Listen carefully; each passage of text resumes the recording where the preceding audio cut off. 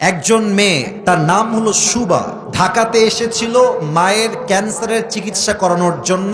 এসেই নাকি মেয়েটা গুম হয়ে গিয়েছে, নিখোঁজ হয়ে গিয়েছে। পুরো ফেসবুক তোলপাড়, মানুষজন পোস্ট করে করে পুরো ফেসবুকের নিউজ ফিড একদম লোড করে ফেলেছে, নিউজ ফিডে ঢুকা যায় না। মেয়েটা নিখোঁজ, গুম হয়ে গেছে। আজকে টাটকা নিউজ আমি পড়ে আসলাম, মেয়েটা আসলে নিখোঁজ হয়ে যায় নাই, বয়ফ্রেন্ডের হাত ধরে পালিয়ে গিয়েছিল।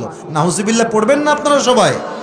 আচ্ছা, আপনি একটা জিনিস ভাবেন, এই মেয়েটা নিউজ হয়েছে, এই মেয়েটা নিখোঁজ হয়ে গিয়েছে।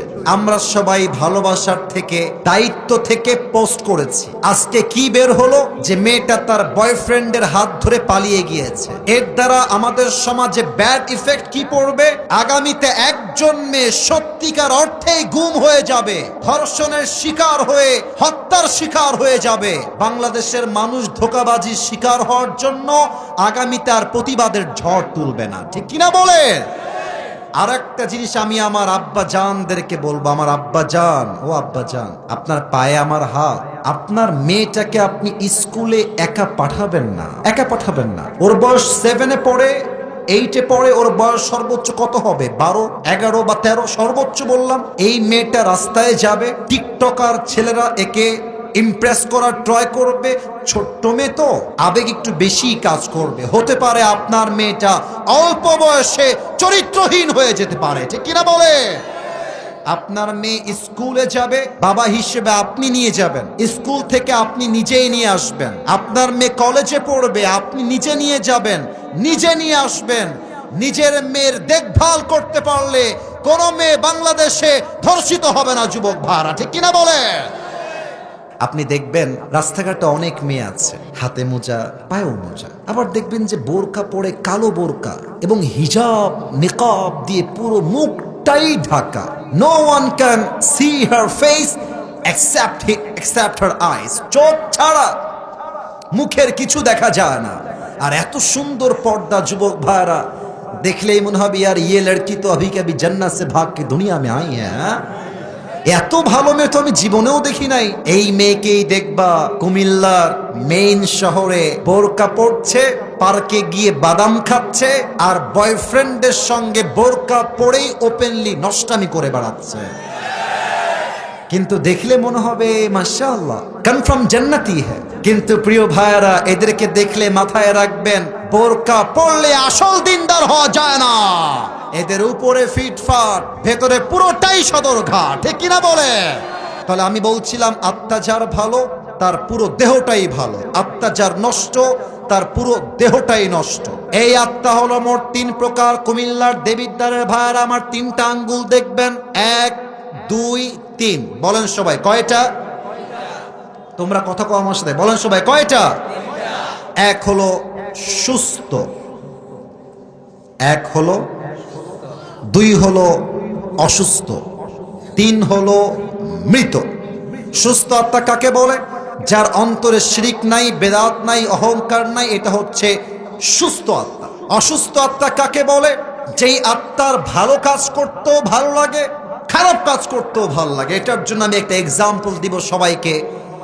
আপনি যদি আমার ওয়াজের পয়েন্টগুলো বুঝতে চান, এই 2টা পয়েন্ট খুব ভালো করে বোঝেন। আমাকে বলেন তো, আজকে কি বার? এই যে বাচ্চা কয়, আপনারা কন না, বলেন সবাই আজকে কি বার? আমি সবাইকে আর একটা প্রশ্ন করতে চাই, এটা 2024 সাল না 25 সাল? দেবিদ্বারের মানুষ কথা অল্পতে বুঝে যাবেন আপনারা। কুমিল্লার মেইন শহর তো খুব ভিআইপি হয়ে গেছে। আপনাদের কুমিল্লা, আমি কিন্তু আসলাম, কুমিল্লার একটা হোটেল আছে রেড রোফ মেবি নাম, ওখানে আমি ছিলাম, আজকে আসলাম, কালকে ওখান থেকে যাবো ঢাকায়। তো কুমিল্লা অনেক ভিআইপি হয়ে গেছে এখন। কুমিল্লায় ক্লিনিক বলেন, হসপিটাল বলেন, অ্যাভেলেবল, সব জায়গায় অ্যাভেলেবল, মাশাআল্লাহ। আচ্ছা বলেন তো, আজকে হচ্ছে 2025 সালের ফেব্রুয়ারি মাস। আমি যদি সবাইকে 100 বছর আগে নিয়ে যাই, 100 বছর আগের কথা, 1925 সাল, তখন কি এইরকম ভিআইপি মেডিকেল হসপিটাল ছিল? না। তখন কি ছিল? আমার মুরব্বীরা ভালো জানে। তখন ছিল কবিরাজ, তখন ছিল ওঝা, তখন ছিল হাকিম। তো মনে করেন, আমি আসিফ হুজুরের জন্ম হচ্ছে 1903 সালে, 1925 সালে এসে আমার বয়স হয়েছে 23 বছর। কুমিল্লার দেবিদ্বারের রাস্তা দিয়ে আমি যাচ্ছি, একটা ঝোপড়ির পাশ দিয়ে, গাছগাছালি দিয়ে ঘেরা ঝোপড়ির পাশ দিয়ে হঠাৎ করে একটা সাপ আমার পায়ে ঠাস করে কামড় দিয়েছে। আমি কেঁপে উঠেছি, আরে কিসে কামড়াও, দেখি তো, দেখি দেখি কি এটা, দেখছি সাপ। আর কুমিল্লার দেবিদ্বারা সবাই দৌড় দিয়ে আসছে, আসিফ হুজুরকে সাপে কেটেছে, চলো সবাই মিলে নিয়ে কবিরাজের কাছে যাই। কবিরাজ সাহেব দেখেন তো আসিফ হুজুরের পায়ে সাপে কেটেছে, তো কবিরাজ বুঝবে কেমনে যে এই সাপটা কি বিষাক্ত সাপ নাকি বিষহীন সাপ? কবিরাজ বোঝার জন্য একটা ছোট্ট কাজ করত। এটা আমার হাতে কি বলেন তো?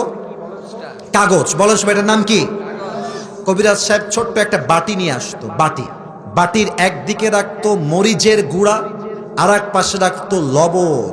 তো যাকে সাপে কামড় দেয় তাকে ডাকতো, এদিকে আসিফ হুজুর এদিকে আসেন, এই যে আপনার বের করেন জিহবাটা। বের করলাম, মরিচটা নিয়ে আমার জিহবায় দিবে, জিহবায় দিয়ে বলবে, আসিফ হুজুর বলেন তো আপনার মরিচের স্বাদটা কেমন লাগছে? তোমাদের মনোযোগ মাশাআল্লাহ, অসাধারণ মনোযোগ।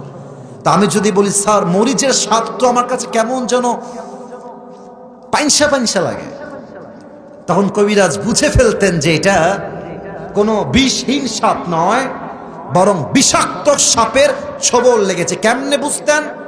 কারণ হলো সাপ যখন কোনো মানুষকে ছোবল দেয়, সাপের বিষের প্রথম প্রভাবটা কি হয়? মানুষের জিহবার স্বাদ নষ্ট হয়ে যায়, কোনটা ঝাল, কোনটা মিষ্টি, কোনটা টক তখন আর বুঝে আসে না। ঠিক তেমন ভাবে মানুষের জীবনের সবচাইতে বিষাক্ত সাপের নাম হলো ইবলিস, শয়তান। সাপে কামড় দিলে যখন মানুষের জিহবার স্বাদ নষ্ট হয়ে যায়, শয়তানে ওয়াসওয়াসার কামড় দিলে মানুষের ইমানের স্বাদ নষ্ট হয়ে যায়, তখন ঘুষ খাইতেও ভাল লাগে, 5 ওয়াক্ত নামাজ পড়তেও ভাল লাগে। ঠিক কিনা বলে? এটা হচ্ছে অসুস্থ আত্মা। আর 3 নাম্বার হলো মৃত আত্মা। মৃত আত্মা কাকে বলে? কোরআন থেকে বলছি, আমার যুবক ভাইরা, মুরব্বীরা দিল দিয়ে শুনবেন। আল্লাহ রাব্বুল আলামিন বলছেন, যাদের আত্মা মরে গিয়েছে, উলাইকা কাল আনআম, এরা হলো চতুষ্পদ জানোয়ারের মতো। আয়াতটা এখানেই শেষ করেন নাই আল্লাহ রাব্বুল আলামিন। এরপরে আল্লাহ বলছেন, বালহুম আদাল, এই মানুষগুলো হচ্ছে কুকুরের চাইতে নিকৃষ্ট, কুকুরের চাইতে খারাপ। এবার বলেন তো কুমিল্লার দেবিদ্বারের ভাইরা, পৃথিবীর সৃষ্টির সেরা জীব কারা? এত আস্তে কেন বলেন সবাই, কারা? আমরা হলাম সৃষ্টির সেরা, আর আল্লাহ বলছেন তোমরা কুকুরের চাইতে বেশি খারাপ। রাত বাজে 2টা, কুমিল্লার মাহফিল থেকে আমি ঢাকায় গিয়েছি বাসায়। রাত বাজে 2টা, আমার কুকুরটা আমার বাড়ির সামনে বসে বসে পাহারা দিচ্ছে, তার নাম হলো টমি। আমি আছি ঠিক ওই দূরে অন্ধকারের ভিতরে, কুকুর দেখছে একটা ছায়া আমার মালিকের বাড়ির দিকে আসতেছে ওই দূর থেকে। দেখবেন কুকুর অন্ধকারে আপনাকে চিনুক কিংবা না চিনুক, ডাজন্ট ম্যাটার, কুকুর ওখানে খেউ খেউ খেউ খেউ খেউ শুরু করে দেয়। কথা ভুল বললাম না ঠিক বললাম? এবার দেখেন, আমি কুকুরের ঘেউ ঘেউ শুনে খুব দ্রুত দ্রুত হেঁটে হেঁটে এই যে ডান পাশে লাইটটা আছে ওর নিচে আসলাম। এখন আমার পুরো চেহারাটা ক্লিয়ার যে এটা কোনো চোর নয়, এটা আমার মালিক আসিফ হুজুর এসেছে। তো দেখবেন কুকুর যখন বুঝে ফেলে যে মালিক এসেছে, আমার মালিক এইটা, আর ঘেউ ঘেউ করে না, সোজা